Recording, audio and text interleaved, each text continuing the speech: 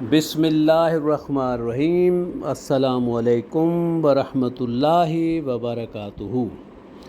محترم ناظرین کرام، میں ہوں ڈاکٹر ضمیر الحسن اور ہمارا آج کا ٹاپک ہے کہ کیا ٹائپ 2 ڈائبٹیز یعنی شوگر کے مریضوں کو انسولین کا انجیکشن لگوانا چاہیے یا نہیں۔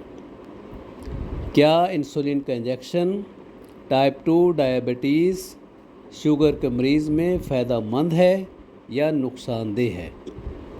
اصل میں شوگر جو ہے یعنی جو ڈائبٹیز ہے مینلی دو قسم کی ہے۔ ایک ہے ٹائپ 1 اور دوسری ہے type 2 diabetes mellitus. Type 1 diabetes جو ہے یہ ٹائپ 2 سے بالکل مختلف ہے، کیونکہ ٹائپ 1 ڈائبٹیز میں ان مریضوں میں ہوتی ہے جن میں پینکریاز میں انسولین بالکل نہیں بنتی، یعنی جو پینکریاز ہیں وہ انسولین بناتے ہی نہیں ہیں ان مریضوں میں۔ لہٰذا ان مریضوں میں شوگر کنٹرول کرنے کے لیے آپ کو لازمی انسولین کا انجیکشن جو ہے وہ لینا پڑتا ہے۔ یہ شوگر ٹائپ 1 عام طور پہ بچوں میں یا چھوٹی عمر کے مریضوں میں ہوتی ہے اور بغیر انسولین لگانے کے یہ کنٹرول نہیں ہو سکتی۔ دوسری قسم کے جو شوگر ہے جسے ہم ٹائپ 2 ڈائبٹیز کہتے ہیں، یہ بالکل ٹائپ 1 سے مختلف ہے، کیونکہ اس بیماری میں جو ٹائپ 2 ڈائبٹیز ہے جو شوگر ہے، اس میں مریضوں کی اکثریت میں انسولین کی ڈیفیشنسی یعنی کمی نہیں ہوتی، بلکہ بلڈ میں انسولین کی زیادتی ہوتی ہے، اور صرف انسولین کی ریزسٹنس کی وجہ سے ان مریضوں کا بلڈ شوگر کنٹرول نہیں ہوتا۔ اور یہ جو انسولین ریزسٹنس ہے یہ دنیا میں سب سے زیادہ بیماری ہے اور سب سے زیادہ مس انڈرسٹوڈ اور مس مینج ہے۔ ابھی تک اس کو صحیح طور پہ سمجھا بھی نہیں گیا۔ اب ٹائپ 2 جو شوگر ہے اس میں زیادہ تر فوکس بلڈ میں شوگر لیول پہ ہے، نہ کہ بلڈ میں انسولین کے لیول پر۔ اصل میں شوگر بیماری سمجھی جاتی ہے کہ بلڈ میں جو شوگر کا لیول ہے وہ ہائی ہے، اور اسی کو کہا جاتا ہے کہ جس کا جتنا بلڈ شوگر لیول ہائی ہوگا جو اس کی اتنی زیادہ شوگر ہے۔ لیکن بیسیکلی یہ انسولین ریزسٹنس سے جو ہے وہ ٹائپ 2 ڈائبٹیز جو ہے ہوتی ہے۔ جیسے جیسے انسولین ریزسٹنس بڑھتی جاتی ہے بلڈ میں شوگر لیول بڑھتا جاتا ہے اور اس مریض کی شوگر ان کنٹرولڈ ہوتی جاتی ہے۔ تو اس کو سمجھانے کے لیے میں آپ کو بتاتا ہوں کہ ہماری جو خوراک ہے، جیسا کہ آپ لوگ بھی جانتے ہیں، دوسرے لیکچر میں بھی میں نے بتایا تھا کہ 3 قسم کی ہے۔ ایک ہے پروٹین یعنی گوشت ہے، انڈے ہیں، مچھلی وغیرہ ہے۔ دوسری ہے فیٹ ہے یعنی مکھن ہے، گھی ہے، اولیو آئل وغیرہ ہے۔ ان کے کھانے سے بلڈ شوگر لیول نہیں بڑھتا، کیونکہ ان میں کوئی کاربوہائیڈریٹس نہیں ہوتے۔ بلڈ شوگر جو ہے وہ صرف اس کا لیول ان چیزوں کے کھانے سے بنتا ہے جن میں کاربوہائیڈریٹس ہوتے ہیں۔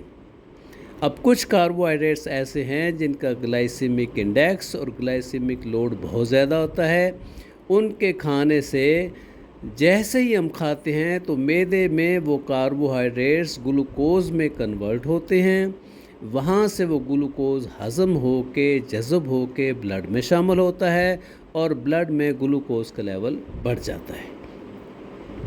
اب اگر آپ نارمل جو ہمارا بلڈ ہے اس میں شوگر کا لیول دیکھیں تو 100 ملی گرام پر ڈیسی لیٹر ہے، یعنی ہمارے بلڈ میں تقریباً 100 ملی گرام جو ہے وہ پر ڈیسی لیٹر جو ہے یہ نارمل ہے، اور ہمارے باڈی میں ٹوٹل جو بلڈ گھوم رہا ہے خون میں بلڈ ویسل میں وہ تقریباً 5 لیٹر ہے۔ تو اگر نارمل رینج لیں ہم 100 ملی گرام پر ڈیسی لیٹر، تو 5 لیٹر کے حساب سے ہمارے پورے باڈی کے بلڈ میں ٹوٹل تقریباً 5 گرام گلوکوز ہوتا ہے، جو ایک چمچ جو کھانے والی ہے جو چائے کی چمچ ہے اس کے برابر ہوتا ہے۔ जब हम कोई भी कार्बोहाइड्रेट्स फूड लेते हैं, एक्सेसिव कार्ब लेते हैं, तो वो कार्बोहाइड्रेट हमारे मैदे में हज़म होके ग्लूकोज़ की शक्ल में ब्लड में आ जाएगी। अब इस ग्लूकोज़ का हाई लेवल जो ब्लड में होगा, तो वो पैंक्रियास को इंस्ट्रक्शन मिलती हैं कि इंसुलिन पैदा की जाए। वो इंसुलिन इस ग्लूकोज़ को जो ब्लड में आता है, वो उसको या तो यूटिलाइज़ कर देगा बतौर एनर्जी। ये जो हम काम करते हैं, भाग दौड़ करते हैं, उसमें जो एनर्जी चाहिए उसमें वो ग्लूकोज़ इस्तेमाल हो जाएगा। तो जितनी एनर्जी में यूटिलाइज़ हो जाएगा ग्लूकोज़, जो बाकी जो एक्सेसिव अमाउंट है वो सेल में, ख़ास तौर पे मसल सेल में और लिवर सेल में ग्लाइकोजन के तौर पे स्टोर हो जाएगी।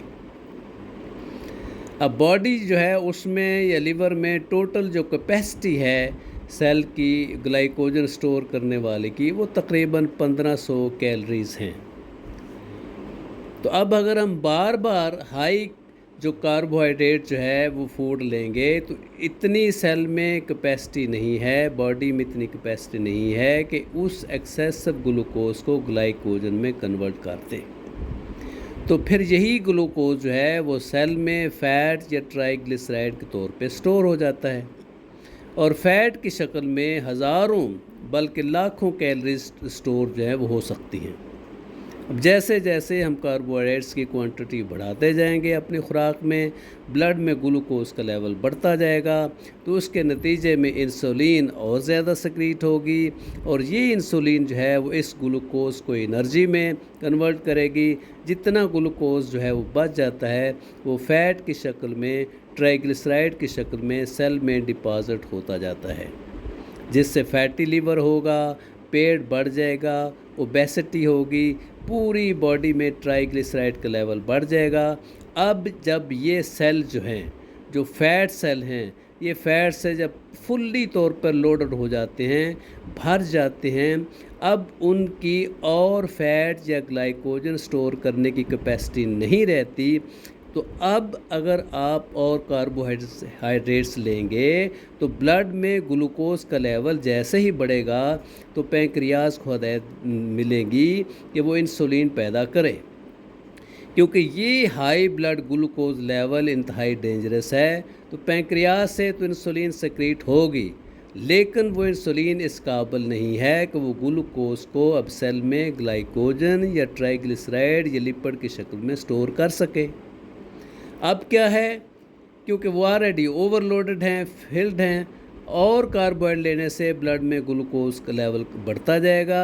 जितनी ज़्यादा हम कार्बोहाइड्रेट्स लेंगे उतना ज़्यादा ब्लड में ग्लूकोज के लेवल बढ़ने के चांसेस बढ़ते जाएंगे। अब हम समझते हैं जी इस मरीज़ को शुगर हो गई है, हालांकि बेसिकली उसको इंसुलिन रेजिस्टेंस हुई है। पैंक्रियाज जो है वो तो इंसुलिन सेक्रेट कर चुका है बहुत ज़्यादा, मरीज़ के ब्लड में नॉर्मल रिक्वायरमेंट से ज़्यादा इंसुलिन घूम रही है, लेकिन जो सेल हैं उनमें इतनी कैपेसिटी नहीं कि ब्लड ग्लूकोज लेवल जो है उसको अपने अंदर ग्लाइकोजन या फैट की शक्ल में स्टोर कर सके। तो अब जो एक्सेस ऑफ ग्लूकोज होगा वो ब्लड में घूमता रहेगा और इस मरीज़ को डायग्नोज किया जाता है जी अब इसको शुगर हो गई है। इंसुलिन रेजिस्टेंस की वजह से न सिर्फ मोटापा हो रहा होता है, बल्कि इंसुलिन की वजह से बॉडी में फ्लूइड रिटेंशन हो जाती है, जिससे ब्लड प्रेशर बढ़ जाता है। इंसुलिन रेजिस्टेंस से खून की नालियों में इन्फ्लेमेशन यानी सोजिश होती है, जिससे ब्लड वेसल में एथेरोस्क्लेरोटिक प्रोसेस होता है, जिससे खून की नालियाँ तंग हो जाती हैं और उनकी वजह से IHD यानी इस्कीमिक हार्ट डिजीज़ या हार्ट अटैक या स्ट्रोक होने के चांसेस बढ़ जाते हैं। अब इसका हल क्या है? मेन जो काज है वो है हाई इनटेक ऑफ कार्बोहाइड्रेट्स। अब चूँकि इंसुलिन रेजिस्टेंस की वजह से मरीज़ को मोटापा भी हो रहा है, तो वो फ़ैट लेने से यानी मक्खन, देसी घी, ऑलिव ऑयल वगैरह लेने से घबराते हैं कि हम तो ऑलरेडी इतने मोटे हैं। हालांकि मेन जो कल्प्रेट है वो है कार्बोहाइड्रेट्स।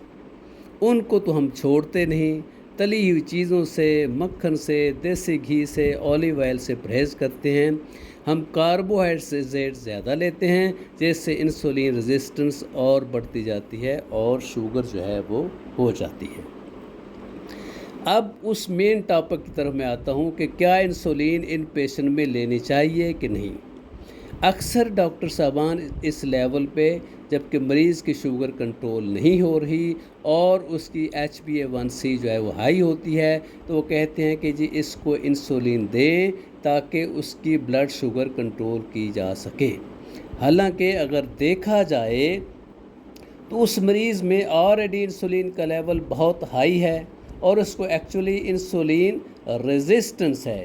ان مریضوں کو اگر ہم باہر سے انسولین دیں گے جن میں انسولین ریزسٹنس ہے، اوبیسٹی ہے، تو کیا ہوگا کہ یہ وقتی طور پہ تو بلڈ شوگر لیول جو ہے اس کو کچھ کم کر دیں گے، لیکن اس سے موٹاپا اور بڑھ جائے گا، کیونکہ یہ جو انسولین ہم باہر سے دے رہے ہیں یہ بلڈ سے گلوکوز جو ہے اس کو پکڑ کر فیٹ سیل میں ڈپازٹ کر رہی ہے۔ لہٰذا اگر ہم ان مریضوں کو باہر سے اور انسولین دیں گے تو یہ موٹاپا کرتی جائے گی، فلوئڈ ریٹینشن سے بلڈ پریشر ہوگا، بلڈ ویسل میں انفلیمیشن اور سوزش سے اسکیمک ہارٹ ڈیزیز، ہارٹ اٹیک اور فالج ہونے کے چانسز جو ہیں وہ بڑھتے جائیں گے۔ اب اس کا حل کیا ہے؟ حل یہ ہے کہ جس وجہ سے انسولین ریزسٹنس شروع ہوئی تھی اس وجہ کو دور کیا جائے، یعنی بلڈ شوگر سے اتنا پریشان نہ ہوا جائے، بلکہ یعنی جو مین مجرم ہے یا ملزم ہے، جو کلپریٹ ہے، وہ ہے ہائی کارب ڈائٹ۔ لہٰذا ہمیں اپنی خوراک میں ہائی کاربوہائیڈریٹس جو ہیں ان کو ختم کرنا ہے، ویری لو کارب ڈائٹ لینی ہے اور اپنے آپ کو کیٹو ڈائٹ اور پروٹین پہ کنورٹ کرنا ہوگا، کیونکہ پروٹین اور فیٹ سے، خاص طور پہ تازہ مکھن سے، دیسی گھی سے، اولیو آئل وغیرہ جو ہیں ان کے لینے سے بلڈ شوگر لیول نہیں بڑھتا۔ تو جیسے جیسے بلڈ میں گلوکوز کا لیول کم ہوتا جائے گا، انسولین ریزسٹنس کم ہوتی جائے گی، تو آلریڈی جو فیٹ ڈپازٹڈ ہے فیٹ سیل میں وہ استعمال ہو جائے گی، تو آپ کا وزن بھی کم ہو جائے گا، آپ میں جو فلوئڈ کی ریٹینشن ہے وہ کم ہو جائے گی، بلڈ پریشر کنٹرول ہوگا، خون کی نالیوں میں جو سوزش ہے، انفلیمیشن ہے وہ کم ہو جائے گی اور کارڈیو ویسکولر ڈیزیزز ہونے کے چانسز کم ہو جائیں گے۔ اس لیے اگر آپ چاہتے ہیں کہ آپ کی شوگر ٹائپ 2 جو ڈائبٹیز ہے، اوبیسٹی ہے، ہائپر ٹینشن کنٹرول ہو، تو اس میں انسولین کی بجائے اپنی خوراک پہ توجہ دیں، low carb diet, high protein and high fats جو ڈائٹ ہے وہ لیں، ریگولر ایکسرسائز کریں، ڈیلی 14 سے 16 گھنٹے کا فاسٹنگ کریں، تو اس سے انشاءاللہ آہستہ آہستہ آپ کی شوگر بھی کنٹرول ہوگی، آپ کا ویٹ بھی کنٹرول ہوگا، بلڈ پریشر بھی کنٹرول ہوگا۔ ہاں، وقتی طور پہ انسولین ریزسٹنس سے بچنے کے لیے ساتھ کچھ آپ دوائیاں کھا سکتے ہیں، جیسے میٹفارمن ہے، گلوکوفیج ہے، تو یہ جو انسولین سینسٹیوٹی بڑھاتی ہیں، یا کچھ ایسی دوائیاں ہیں جو ایکسیسو بلڈ شوگر جو ہے اس کو یورین کے ذریعے ایکسکریٹ کرتی ہیں، جیسے گلیفلوزینز ہیں، ایمپاگلیفلوزین ہے، ڈیپاگلیفلوزینز ہے، اور کچھ دوائیاں ایسی ہیں جو انٹسٹائن میں سے گلوکوز کی ایبزارپشن کو روکتی ہیں، تو ان کو ساتھ لے لیں تو آپ کی انسولین ریزسٹنس اور ٹائپ 2 ڈائبٹیز کنٹرول بھی ہوگی اور آہستہ آہستہ ریورس بھی ہوگی۔ امید ہے کہ آپ سے کو اس لیکچر سے کافی فائدہ حاصل ہوا ہوگا۔ آپ کا بہت بہت شکریہ۔ والسلام علیکم ورحمۃ اللہ وبرکاتہ۔